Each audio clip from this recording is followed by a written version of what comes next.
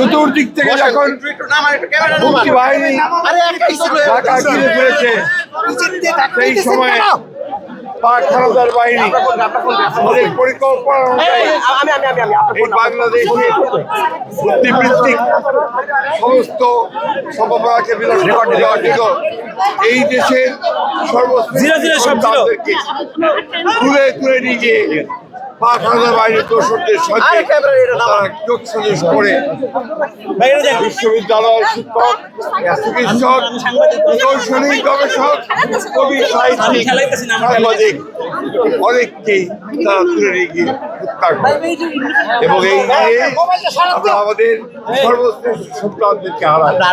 এটা একটা পরিকল্পিত হত্যাকাণ্ড ছিল। বাংলাদেশকে সম্পূর্ণভাবে মেধাহীন করে দেওয়ার জন্য এই হত্যাকাণ্ড।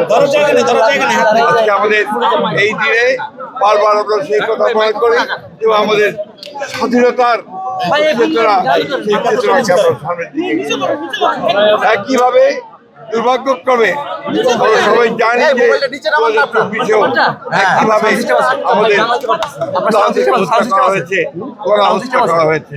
আমরা সেই জন্যে আজকে বাংলাদেশ যখন একটা নতুন অধ্যায়ের দিকে, একটা নতুন সূর্য দেখছে, স্বপ্ন দেখছে, মানুষ একটা নির্বাচনের মাধ্যমে একটা গণতান্ত্রিক বাংলাদেশ নির্মাণ করবে, সেই সময় আবার নতুন করে বাংলাদেশের শত্রুরা এই হত্যাকাণ্ডে মেতে উঠেছে।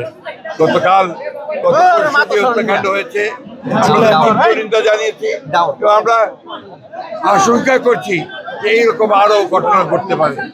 আমরা বাংলাদেশ জাতীয় দলের পক্ষ থেকে আমাদের যিনি অত্যন্ত অসুস্থ, আমাদের দেশনেত্রী বেগম খালেদা জিয়া, তার পক্ষ থেকে আমাদের নেতা জনাব তারেক রহমান, ভারপ্রাপ্ত চেয়ারম্যান তারেক রহমানের পক্ষ থেকে আজকে আমরা এই শহীদ বুদ্ধিজীবী স্মৃতিসৌধে এসেছিলাম।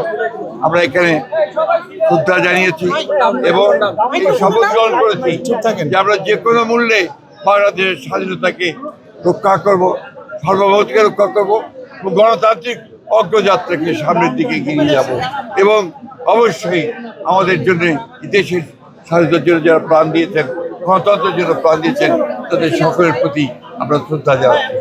আমাদের নেতা, আমাদের প্রতিষ্ঠাতা, বাংলাদেশ স্বাধীনতার ঘোষক শহীদ প্রেসিডেন্ট জিয়াউর রহমান এই বাংলাদেশের যে আমূল পরিবর্তন নিয়ে এসেছে তার প্রতি আমরা গভীর শ্রদ্ধা জানাচ্ছি। স্যার ছোট একটা প্রশ্ন স্যার, সেটা হচ্ছে স্যার যে